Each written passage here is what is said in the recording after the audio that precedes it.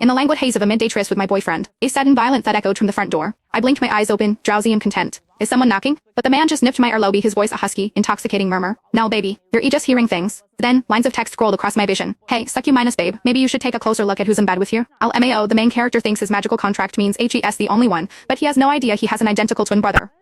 A brotherly buffet, no more starving for our girl. Chef's eating good now. Before I could even process it, a furious, trembling roar came from outside the bedroom. Damien, you son of a bitch, get the hell out here. I was a little succubus Rick had picked up off the street, and because it supposedly bullied Stacy, he hadn't fed me in 2 weeks. I didn't bully her, I insisted, my voice stubborn. I just asked her to stop calling you in the middle of the night. I never get to eat my fill. The man's eyes lifted, cold as a winter sky. And you think you're in the right? He glanced at the text on his phone from Stacy, the one where she dramatically declared she was cutting all ties with him, and his tone grew even sharper. You've been with me this long and you haven't learned a thing, except how to weaponize money to humiliate people. I was trying to humiliate her, I said. His gaze was a blade, but I held my ground. If she thinks money is humiliating, that's her problem. I happen to think money is the best thing in the world. Besides, it was clearly her fault. My feeding time was strictly once a week on Sunday nights. For an SSS-rank succubus, that was barely enough to survive, and she was constantly interrupting it with her calls. Every time he answered, she was either being harassed by thugs at a restaurant or too drunk to get home. Patrick would leave in a heartbeat, leaving me half-minus starved every single time. So I sought her out privately. I offered her some cash and asked if she could please call at a different time. She reacted as if it spat in her face. She gritted her teeth, stomped on the bills with her heel, and enunciated every word with venom. Miss, you can rest assured I have absolutely no interest in your boyfriend. I wouldn't touch a high-mass and mighty rich boy like him with a 10-foot pole. I rejected him more than 10 times before you even met. He was the one who said we could be friends. I had no idea you'd be so insecure about it. Her eyes were rimmed with red as she sneered, honestly, you're acting like I did something shameful. Please do me a favor and tell him I will never ask him for help again. Wouldn't want to be mistaken for a homewrecker. With that, she turned and stalked away, her back ramrod straight, a perfect picture of wounded pride. The kind of defiant posture that awakens a man's desire to conquer. I mulled over her words and came to one happy conclusion: she wouldn't be interrupting my meals anymore. But my happiness was short-lived. The story got back to Patrick, and for the first time, the man who was always so calm and elegant was furious with me. He was convinced I had bullied Stacy and was refusing to admit it. She's a proud person, he said, his voice tight with anger. For her to even ask for help is a huge deal. And you just destroyed the last shred of dignity she had. My own eyes welled with tears, but I repeated stubbornly, but it was my fault. I had always been obedient, but on this, I wouldn't back down. After a few more rounds of this, his patience snapped. It seems you won't understand your place until you're taught a lesson. He loosened his tie and rose to his feet. The manor on South Hill is sitting empty. It'll be the perfect place for you to reflect on your actions, he said, his voice void of emotion. And until you learn to behave, you can starve. Who else do you think is going to feed you if you leave me? I met the warning in his dark eyes and fought back tears. Fine, starve me. I don't want you to feed me anyway. I'm an SSS-rank succubus. I can have any man I want. He just scoffed, unimpressed. No one knew better than him what our magical contract meant. A stubborn fire burned in my chest. I held out for 3 days and then another 3. I was so hungry I was dizzy, my legs threatening to buckle, but I refused to call him. The best way to tame your prey is to corner it, wait for it to exhaust itself, and then appears its savior. Patrick had always been a patient hunter. The summer was a sweltering, humid affair punctuated by violent thunderstorms. On my 10th day locked in the manor, a storm broke. The wind howled and lightning tore across the sky. I curled into a tight ball on the sofa, burying my face in my knees, my body weak with fatigue. My tear-filled eyes kept darting toward the floor to ceiling windows. If Patrick showed up now, I thought I could bring myself to forgive him. Just a little.